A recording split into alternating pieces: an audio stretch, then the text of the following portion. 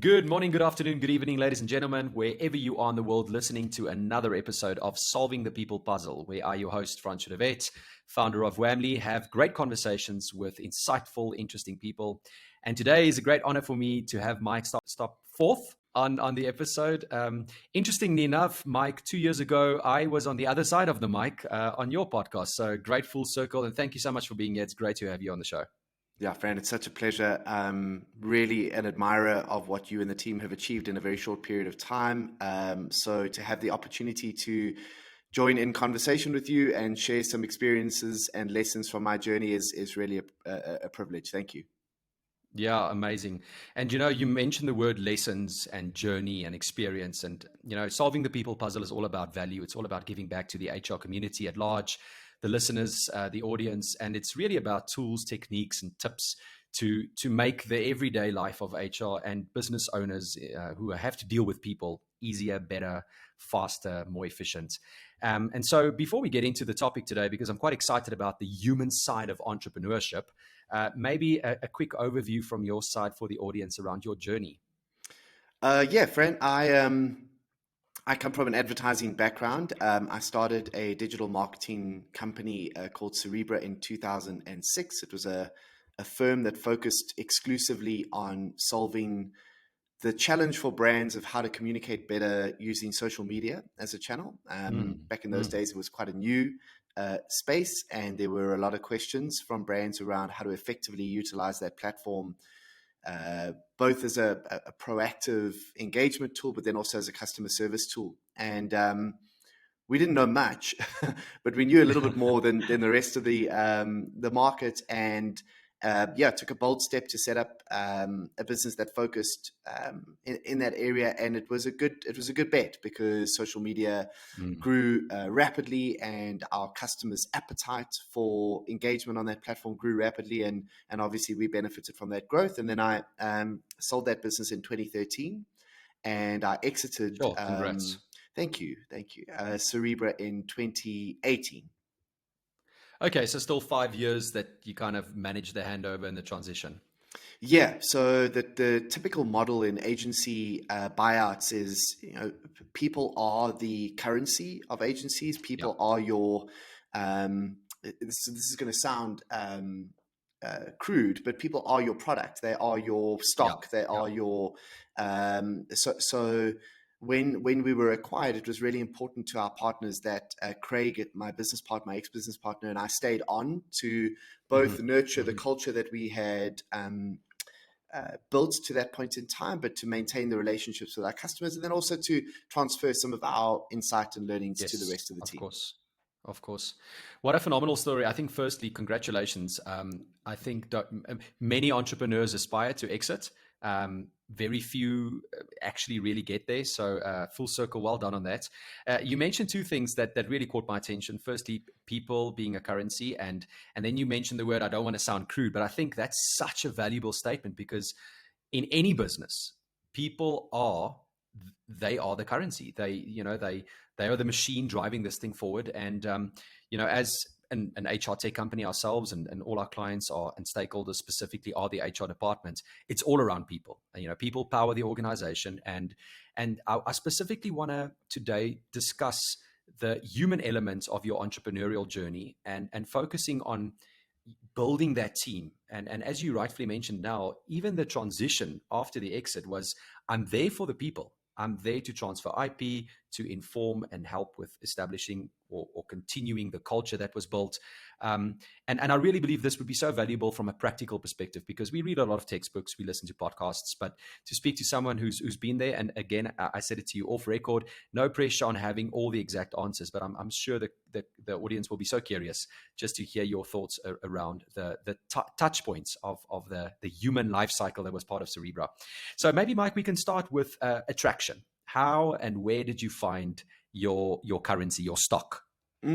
Yeah, so Francois, just on one of the points that you mentioned there, I think, I hear pretty much every business saying people are our most Mm. valuable asset, and people are our currency, and people. And I think some of them actually mean it. But I learned very early on that that wasn't even a trite statement from an agency perspective. It really was the be all and end all of our survival and our differentiation in the market. And Mm. I'm really not the best ad guy, and I'm okay with that. And I'm also really not the best salesperson on the planet, but I know that I was very good at, and I'm confident that I was very good at building teams and building culture around those Yes. teams. And it was Yes. something that I took very seriously, and something that hopefully I imparted on people that worked with us and that left the business, because I see it reflected in some of the businesses that they've started, and so on. And that for me really Mm. is what I'm probably most proud of. When it came to attraction, we banked on two things. Number one, we firmly believe that our specialized focus was not only attractive to our clients in that they wanted to deal with experts, they wanted to deal with the leaders in the field, they wanted to deal with people who Mm. could solve a problem for them very specifically, and that helped us up front because it meant we didn't compete head on with agencies that purported to be full service or 360-degree offerings. Mm. Mm. Mm. We were able to not only attract clients who wanted specialists, but we were able to attract employees that wanted to be part of something with a deep level of expertise and focus. Yes. Yes. And I think that that helped a lot. So we were attracting people that had taken a deep interest in social media. So if you imagine, where we were in 2005 around social media is a little bit like where we are at the moment around AI. Um, Yeah. Yeah. and so there are people, I think, in the market right now, be they data scientists or even communicators, maybe content creators, maybe trainers, who have this kind of deep interest and don't know why, but are intrinsically connected or attracted to this new topic. We just wanted to be a place where they could exercise that passion. And so Nice. it was really important to us to host events. We used to do things like the Geek Dinners and 27 Dinners, and we used to do client breakfast where we'd also invite prospective employees to come and be a part of the conversation, because we wanted people to feel like they had a place where they could exercise their kind of cognitive passion for the topic, and that Mm. really Mm. worked well for Mm. us.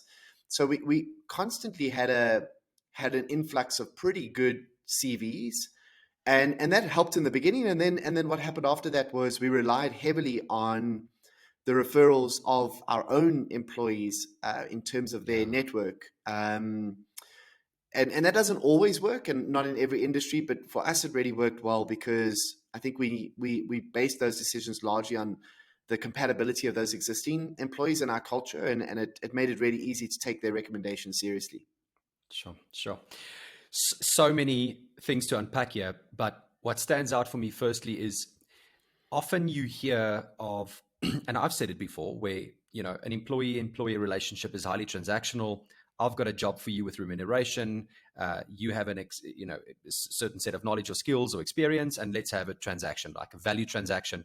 But what I'm hearing you is how important it was to create a container where someone can come and exercise their passion.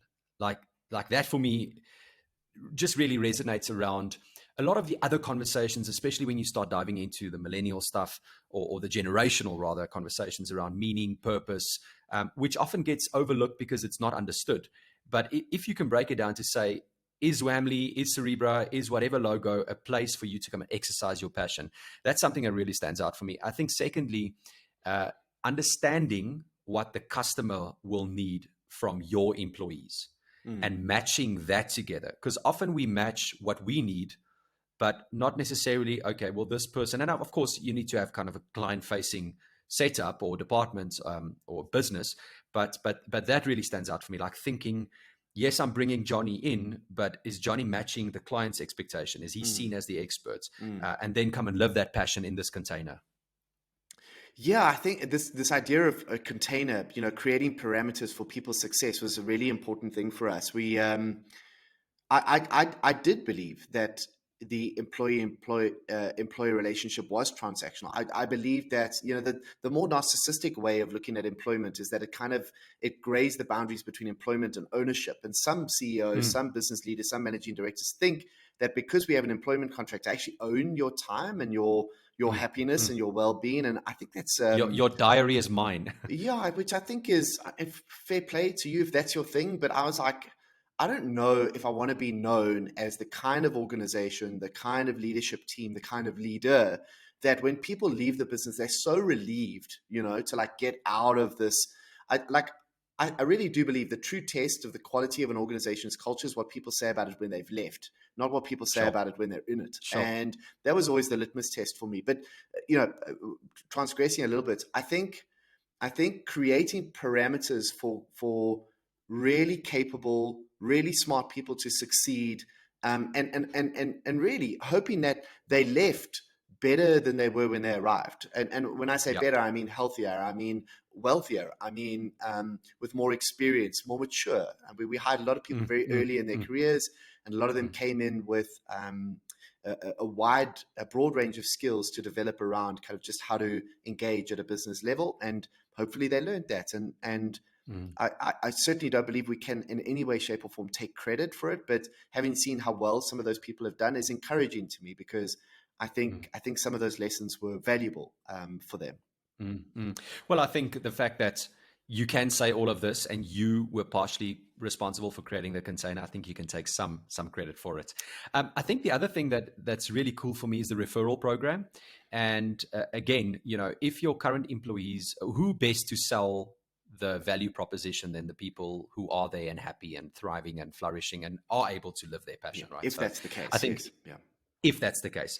You mentioned something, and it's probably needs a different episode, but I love the idea of smart and capable being part of the conversation, because ownership and parameters often are in place because of a lack of skills, capability, passion, energy, drive, competence. So yeah, just something to mention.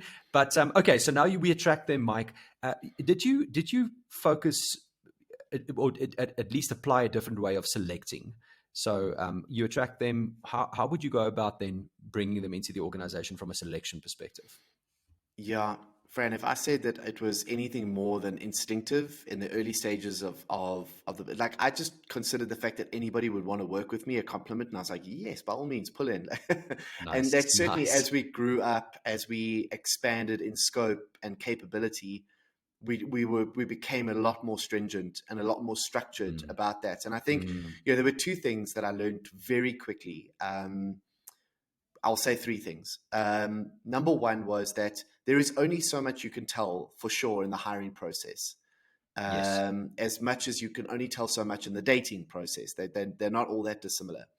But when you know that it's not working, um, having the processes and the structures in place to create the conditions for that relationship to end amicably is really, really important. So firing people is a horrible word, but terminating relationships that aren't healthy for either party is a skill in its own right. And Yes. that was something we certainly did learn over time. But there were two things that struck me very early on, and lessons I had to learn painfully in Cerebra, and specifically related to people, how we hired people, how we placed them in the organization, and then more importantly, how they progressed through the organization. The Mm, first thing mm, was mm. that every decision you make about a promotion, about an increase, about a role change, about a title change, whatever it might be, while they might seem innocuous at the time, they set a precedent.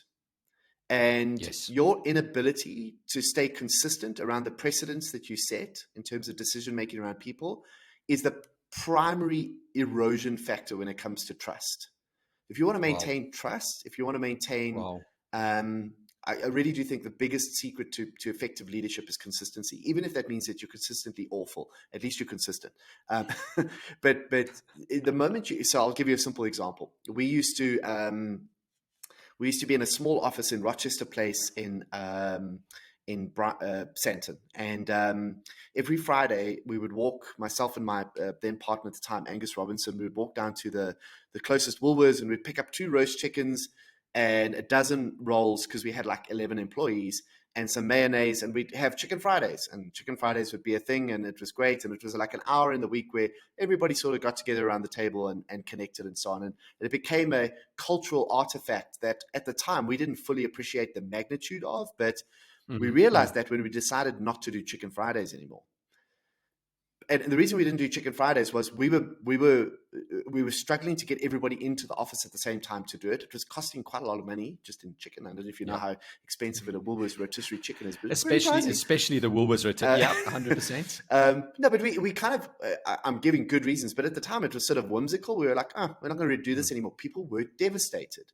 Now, Yeah. more so than if we like I'd never done it in the first place, right? So every decision you make in terms of cultural artifacts, in terms of rhythm, in terms of routine, in terms of the way you treat somebody and not somebody else, those are precedents. So be very careful about those decisions because you want to stretch them out over time to understand what they might mean long term.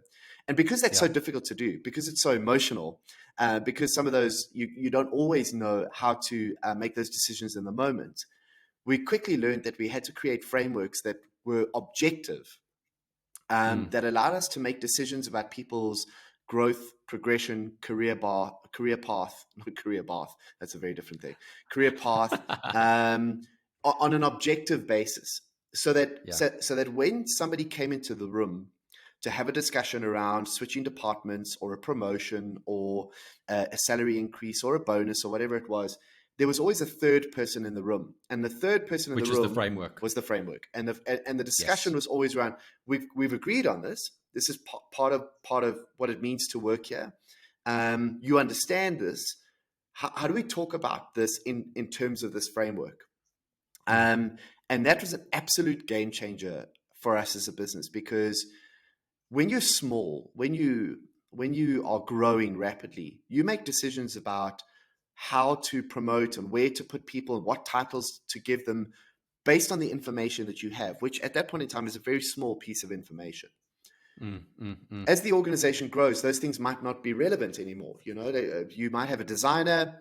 They're the most senior designer in your team at the time when you've got 11 people. So they become the creative director.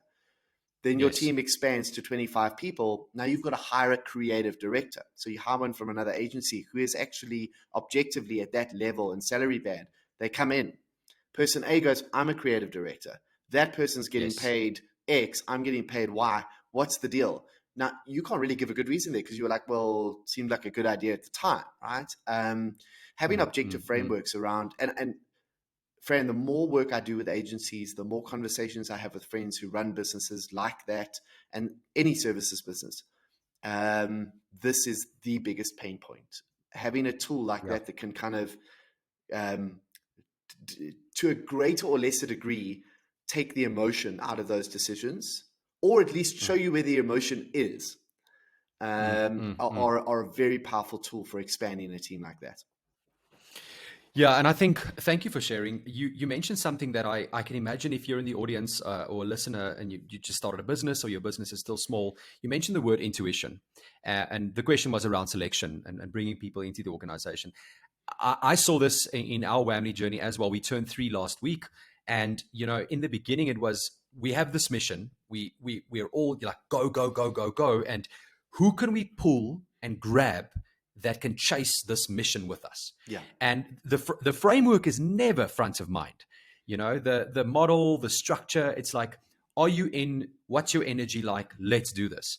But I've soon realized, or I've now come to realize that, and this is right, what I'm going to say now, at least in my opinion, is not everybody is on the same mindset around, this is my baby, I have the exact same vision. Some people are very comfortable just being employees in a container where they can thrive and grow and get nourished and flourish. But to have then at some point the transition from, and not completely losing the intuition, but from, okay, this is how we select.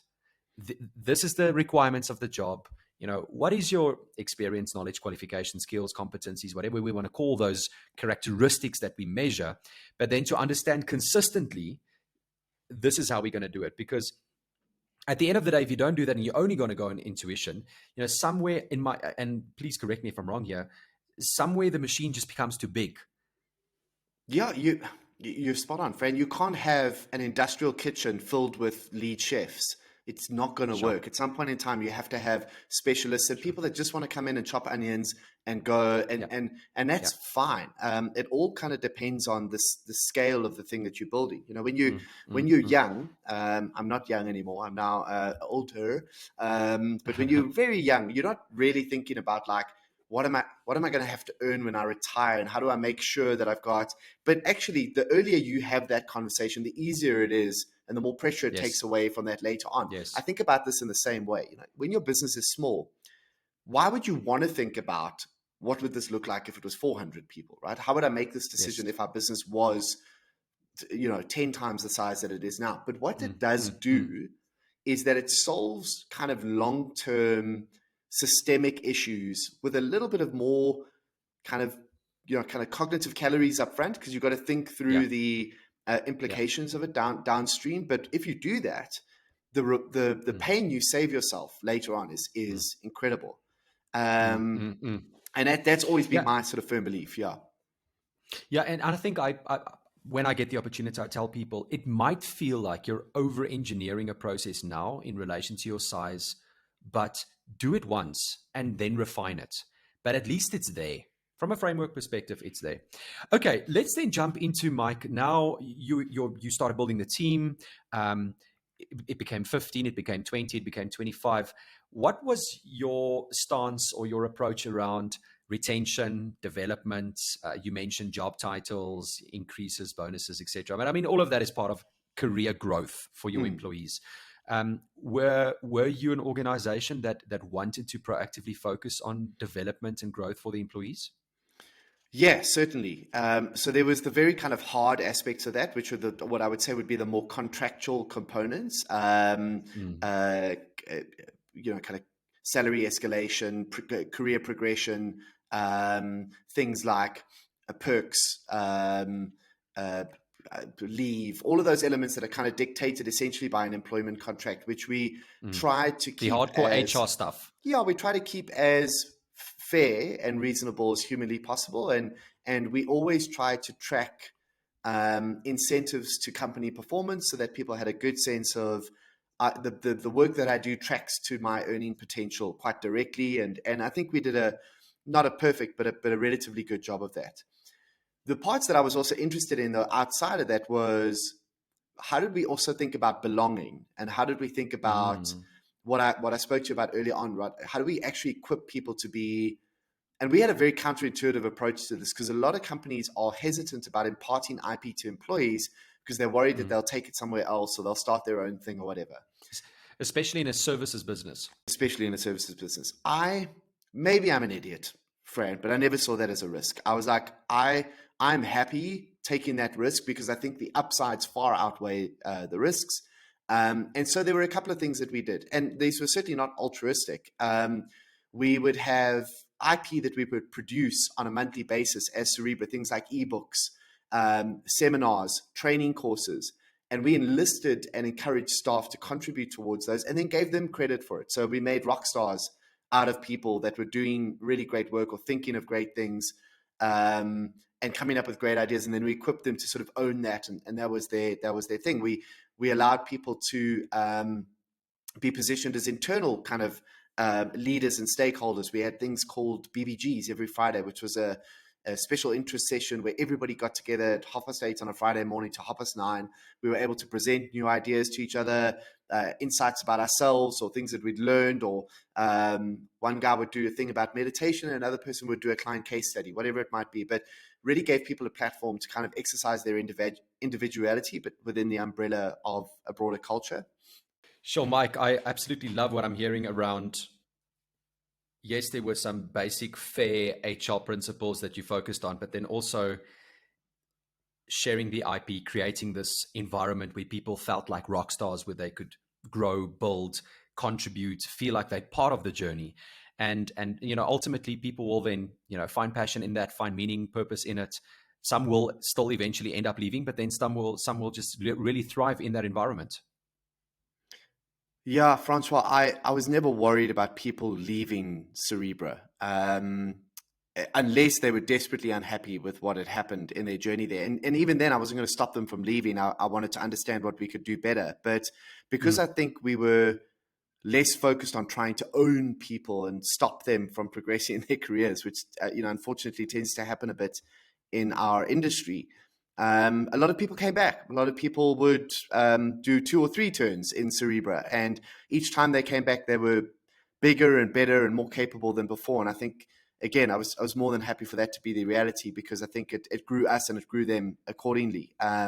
Really, being a shared value employer, I think, really comes down to thinking about your relationship with these really capable, really smart, really motivated people as a partnership, not a dictatorship. And when you start shifting your mind in that way, I think it can be incredibly productive and incredibly value creating. Sure. Absolutely love that. Mike, I'm going to land the plane for us by asking, looking back 12, 16-year journey, 3 things that you took away from building the people side of being an entrepreneur in this journey and then ultimately exiting. Cool. I love speaking in sound bites. So I'm just going to whip out a sound bite. Number 1, leadership is communication and consistency more than anything else. Even if you're a horrible person, at least communicate and be consistent horribly. Culture is ritual and repetition. So building artifacts, building rituals, building predictable parameters for people's success, and then repeating that over and over again until it's muscle memory is a really powerful way to build the structures for success. And then you have to shift your mindset away from employment equaling ownership. It doesn't. It equals partnership. And your job is to make the most of that shared value relationship with that person as you can possibly do in that time. And hopefully when they leave, they'll speak about your business as the kind of place that they would always want to go back to or want to create for themselves in the future. Thanks, Fran. Sure. Successful teams have successful leaders, a great culture, and it's a partnership. Absolutely love that closing. Mike, thank you so much for your time, your wisdom, your insights. I know the audience will get so much valuable from this. I honor you. I thank you. It's been a pleasure. Thanks, Fran.